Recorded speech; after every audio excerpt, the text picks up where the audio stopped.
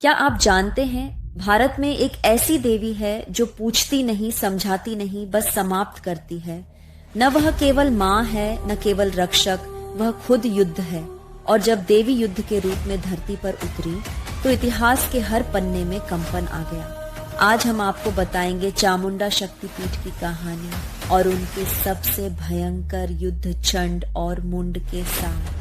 सावधान रहिए, क्योंकि यह कहानी सिर्फ सुनने के लिए नहीं, महसूस करने के लिए है। हिंदू धर्म ग्रंथ मार्कंडेय पुराण में वर्णित है, बहुत समय पहले असुरों का साम्राज्य पृथ्वी और स्वर्ग दोनों पर हावी था। इन असुरों में सबसे खतरनाक थे दो सेनापति चंड और मुंड। उनकी दुष्टता इतनी बढ़ गई थी कि देवता और मानव बार बार परास्त हो रहे थे। जब देवता हार मानने लगे तब देवी दुर्गा ने युद्ध की जिम्मेदारी ली। देवी के तीसरे नेत्र से एक प्रचंड रूप प्रकट हुआ।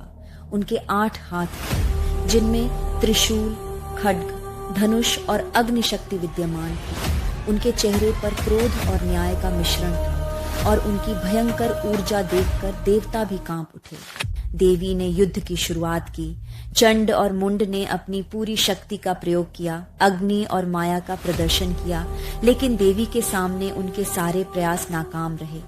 युद्ध इतना भयंकर था कि पृथ्वी और आकाश में बिजली, आग और भयंकर ऊर्जा के रूप में देवी की शक्ति प्रकट हुई। देवी ने अपनी तीसरी आंख और प्रचंड शक्ति से चंड और मुंड का नाश किया। उनका यह रूप न केवल शारीरिक बल्कि मानसिक और आध्यात्मिक शक्ति से भी असुरों को समाप्त कर रहा था। युद्ध के अंत में देवी ने घोषणा की कि अब उनका नाम चामुंडा होगा, जो चंड और मुंड के नामों से लिया गया।